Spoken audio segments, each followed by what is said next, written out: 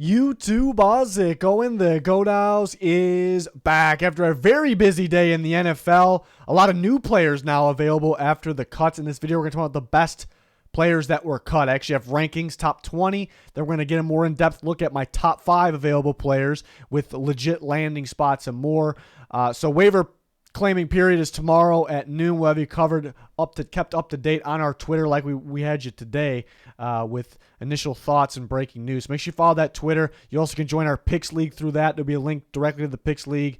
Pin in the comments along with trade grades. Any of those important links, pin in the comments. Make sure you follow that Twitter though.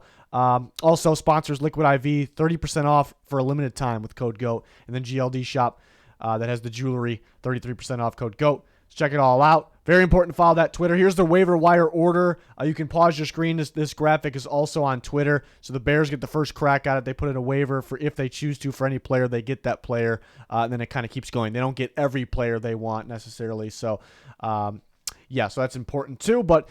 So I'm going to go over my top 20 available players. It's a mixture of guys that can help you win right now, but also young players with upside. Bradley Roby was a surprising cut, especially because there was some trade interest, and he was a very solid slot corner for the Saints last year. I guess there's just injury concern with Bradley Roby, when it comes to him. But that's a corner that can help you right now, whether it's playing inside or out. So I think he's a top new available player. Talking about the new available guys that were recently cut in this video. Bailey Zappy, I'll put at 2. He had a pretty good showing last year. Was it a fluke? I guess to be determined, but he got starting experience. He looked pretty good at it. Quarterbacks, usually, especially rookie ones, struggle at that. So, I heard he hasn't looked super great in preseason and training camp, but you got a guy with upside, a guy with experience that, usually those types of quarterbacks struggle in those situations. He played fairly well. I'd imagine he gets picked up. Desmond King was a very good slot corner. Was a little bit of a surprise he was cut. Maybe they used Jimmy Ward in there a bit. And another Texans player, Christian Kirksey, I expected to be cut because they kind of replaced him at the linebacker position, but pretty solid linebacker that can stop the run, rack up tackles, fill gaps with experience. He does have some injury concern. Travis Gibson, I thought maybe would be traded to, better fit, to a better fit for him because he looked pretty damn promising in the Bears 3-4. They switched schemes, so it's kind of unfortunate for him. He fits a 3-4. He had 7 sacks in his second year, and, last year, obviously, out of scheme.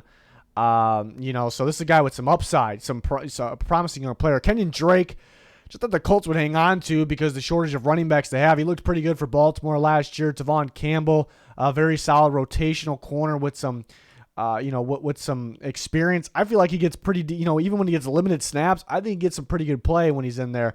Amani Aruarie, another corner with some experience with the Lions, obviously. And then Colt McCoy, which, again, not the best quarterback in the world, but a smart veteran quarterback that could be a backup or a mentor for you.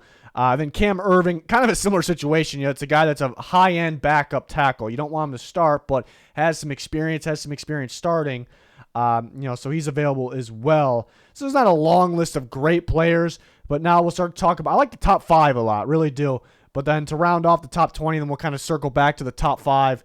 But a lot of these guys here are some young players with some upside. Darren Hall actually played a bit for the Falcons last year. Was he the greatest? No, but young guy with some good experience last year. So I think he has some upside, and it's good. It's a bonus that he has that experience to go along with it. Tyree Phillips has experience playing guard. There's a shortage on decent offensive linemen in football. He can be a high, maybe not a high end, but a legit second string guard for a team. Trey Dean looked pretty good in preseason. A safety that can get downhill, come up in the box, make some tackles. Demetric Felton, I thought, looked good in preseason as well. It's kind of like a hybrid type player, running back / receiver. I still think he has some upside, could be somewhat of a weapon down the depth chart for a team. Deneric Prince was one of the top undrafted free agents, and he looked really good in training camp for the Chiefs. Didn't do a whole lot in preseason, but looked really good in training camp. And there's definitely some upside there. The Chiefs just have other running backs they like better. Malik Reed, another guy has some experience, not the youngest guy on this page of guys, but he's, a few years ago was racking up some sacks. He's got some experience as a 2 or a 3 in terms of the depth chart of a pass rusher. Zonovan Knight got some experience last year, but a solid young running back there. Myles Gaskin, another guy that has some reps, behind him there, and was kind of getting to be a crowded Dolphins running back, even though they're looking for a legit number 1. Nathan Rourke, kind of came out of nowhere, had some highlight plays in preseason, and there's not too many of those preseason quarterbacks that are younger and then deeper down the depth chart that are able to do that. So a guy worth monitoring. And Dwayne McBride, the running back of the Vikings, drafted in the 7th round, is available. Physical back in between the tackles, used for short yards, not really going to help you elsewhere. So will he be that sought after? But he comes in at number 20. So you see some upside more on this page at the top. A lot of the guys that are can help you win right now, plus a little bit of upside in there. So I think the top 5 guys really separate themselves. There are some intriguing players on this list right here, and we talked about more players throughout the day on our Twitter, but some intriguing young upside players on this list. But I do want to highlight the guys that separate themselves, the top 5. Bradley Roby, I think, is the best guy available. Top 5 landing spots, the Broncos, I think, could use a corner, a guy that can play inside and outside. It's kind of a bonus. They can do both. Sean Payton could be looking at a Saint here. The Raiders definitely can use a corner pretty badly. They could use some either inside or outside. I would prefer them using Hobbs on the inside and adding a guy for like Roby for opposite of Marcus Peters. Sounds like they like Hobbs outside. I like him inside a little bit more.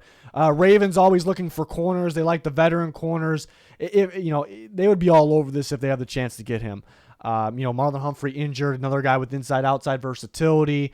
Then you got the Vikings who are always looking for corners. Bradley Roby played a lot of man coverage with the Saints last year. They run a lot of two-man under. The Vikings with Brian Flores, they're going to run a lot of man coverage.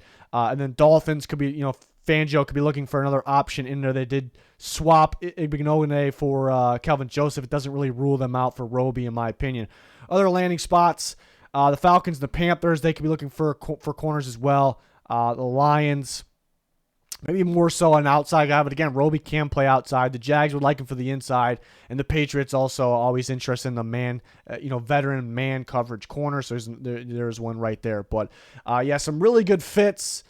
And teams that I know should be after him at the top there in the top 5, but could land on any of those teams. Thought about the Steelers as well. So that's who to look out for maybe the top guy available now in Bradley Roby. It was a little bit of a surprise. Like, who was calling to trade for him?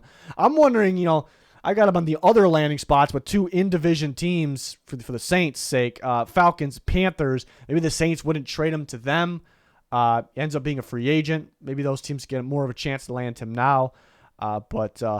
Yeah, I was a little surprised that they didn't keep him. Then I was a little surprised they didn't trade him, so we'll see. But Bailey Zappy was a shocker. I mean, the shocker of the day that he is now available. I love the fit with the Rams.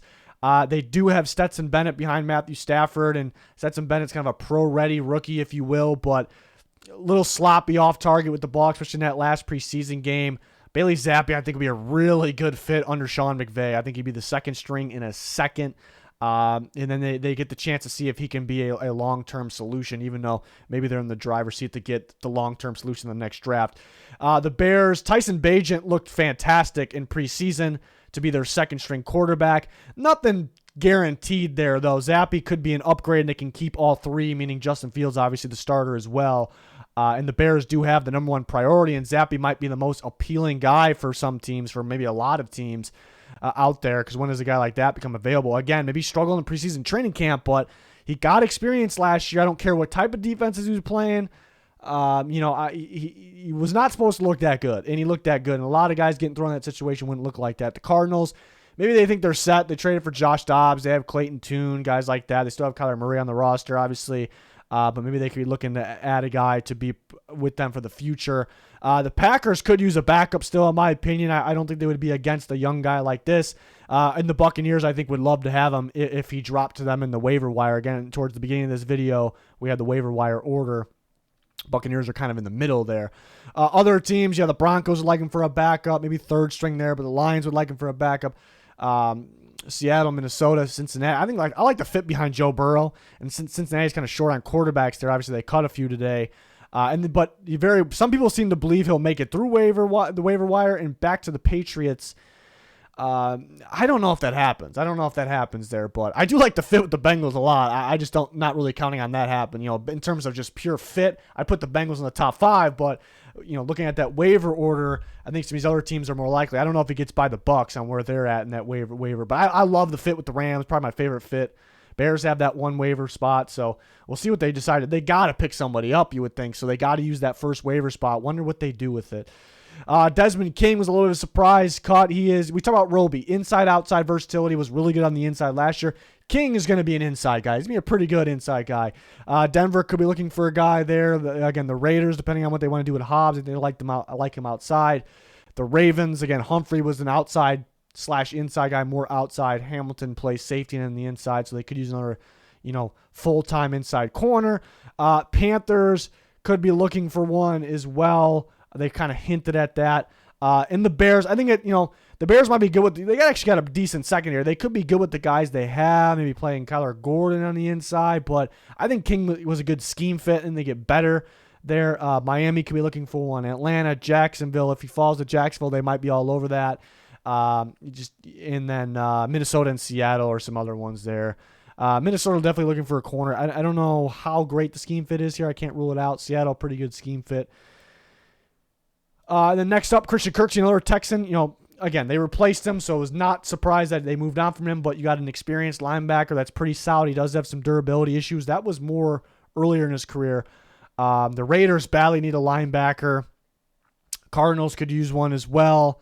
I like those first three teams mainly in terms of fit and realistic landing spots. Raiders, Cardinals, Commanders. And the Commanders that's probably the best fit of the group, the Commanders. So those are the three teams I'm really eyeing, with the Rams up there, the Titans as well, and then other landing spots. Eagles always looking for linebackers. Remember, they had Miles Jack, he retired. So the Eagles could be a legit one as well.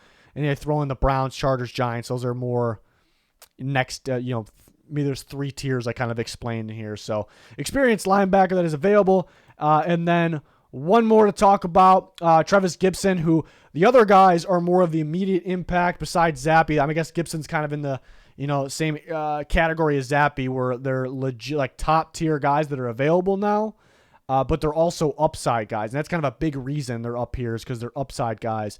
The Falcons pretty early in the waiver order. Ryan Pace is on the staff. He actually he was the GM of the Chicago Bears. He drafted Travis Gibson. And the Falcons look like a little bit of a multiple defense based on what they're adding. Could show some 3-4 looks, which we're looking for a 3-4 team for Gibson. He got 7 sacks in that 3-4. Looked pretty promising, a lot of upside. So if they pass on him, I would actually assume that maybe they're just gearing towards more 4-3 looks, at least in the future. But they have pieces that say 3-4 still. Panthers running that 3-4, could use another edge guy, as a high-end rotation guy. Rams could use a starter. He could start. He's a good fit. They're high in the waiver priority. The Jags are a tremendous fit. They're looking for like a third guy, like the high-end rotation guy. I think it's a tremendous fit there in Jacksonville. He would just have to. I thought if he were to be traded, I thought Jacksonville was the spot. That was kind of my prediction, but thought some of these other teams were serious as well. But since he has to go through the waivers, Jags are a little bit down there. So the other teams maybe a little more likely, even though that's my favorite fit. And the Ravens, I think, would be a good fit, be a rotation guy for them. Nothing is really set with starters for them. And then Chargers, Giants, Titans, Broncos, Seahawks. These are good fits. Looking for teams that run more so a 3-4. Some of these teams, again, might give some multiple looks. I think the Falcons could be one of them. Jags give different looks. Titans definitely give different looks. Broncos are 3-4, but they brought in some guy, Randy Gregory they already had. Or Gregory and Frank Clark say 4-3 almost, even though they are considered 3-4. So that's interesting as well. But yeah, Gibson, I think the scheme change hurt him. He looked like a promising young player in that 3-4. Actually got 7 sacks in his second year. And there was actually some hype out of training camp that rookie year. So there's still something there. I mean, he can give you some production too at the same time of having that upside. So again, here's another look at the waiver wire order. This is on Twitter. You also can pause your screen. We talked about it in the beginning of the video, but a lot of this talk about the cuts and the thoughts on trades, trade grades, all that on Twitter. There's also links pinned in the comments that'll bring you to like the trade grades, which we'll talk more about that. More trades will happen, but we'll talk about that in another video. But very important links down there that'll be useful to you in the comment section, more so than description, but both. Yeah, so I was excited to break this down. I'm excited about tons of trades happening. There's more trades that are going to go down, but I'm excited about the waiver wire claiming period, which will be done at we'll know the results there around noon Eastern tomorrow, which is the 30th. So can't wait for that. We have you covered live updates on our Twitter, so check that out. It's going to do it. Thanks for watching. Goodbye.